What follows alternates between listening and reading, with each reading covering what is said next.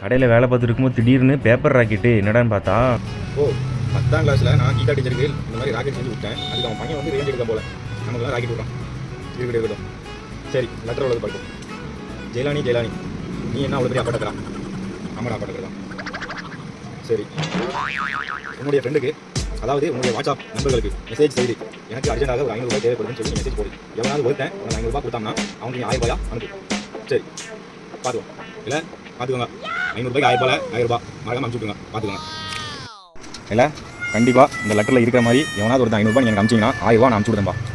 நான் ஸ்க்ரீன்ஷாட்டோடைய ப்ரூஃப் கூட நான் போகிறேன்.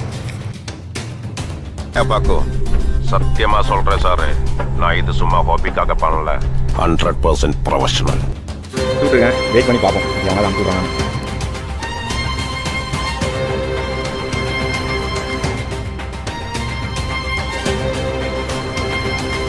NCS Tamil BGM.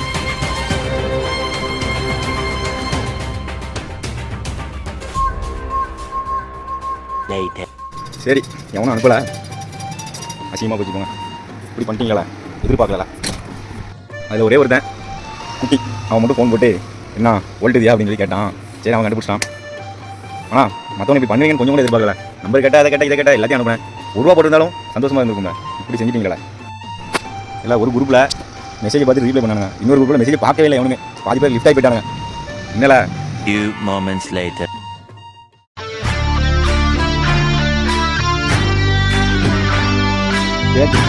இது ஃப்ரெண்டு கிடையாது, எங்கள் அக்கா நம்பர் தான் நினச்சிருக்கேன். என்கிட்ட ஜிபே கிடையாது, 5 ஜிபே யூஸ் பண்ண முடியாது. சரி மாப்பா, நீ எங்கே இருக்க? ஏதோ அர்ஜென்ட்டுன்னு சொன்னேன், அதனால தான் போட்டு விட்டேன். அதுவும் நான் துபாயில் இருக்கேன் மாப்பிள்ள, எங்கள் அக்காட்ட சொல்லி தான் உனக்கு போட்டு விட சொன்னேன் அப்படின்னா. இல்லை பரவாயில்ல மாப்பிள்ள, அக்கா கிட்ட சொல்லி யாருக்காவது கஷ்டப்படுறவங்களுக்கு சாப்பாடு வாங்கி கொடு அப்படின்னு சொல்லிட்டேன். எந்த விதத்துலையும் எப்படியாவது ஒரு ஃப்ரெண்டாவது நமக்கு உதவுவான். அதுக்கு உதாரணம் தான் இந்த 500 ரூபா. அதனால் ஃப்ரெண்டு எப்போவுமே முக்கியம். எவனாவது ஒருத்தன் தான் இப்படி இருப்பான் நமக்குள்ள. அவன் வந்து என்ன உதவி கேட்டாலும் கண்டிப்பாக அவன் கண்ணை முடிட்டு செஞ்சிடணும். அந்த மாதிரி தான். சரி மாப்பிள்ள, என் மானத்தை காப்பாற்றிட்டேன். ஒருத்தனாவது இருக்குன்னு சொல்லி நிரூபிச்சிட்டேன். நண்பேண்டா.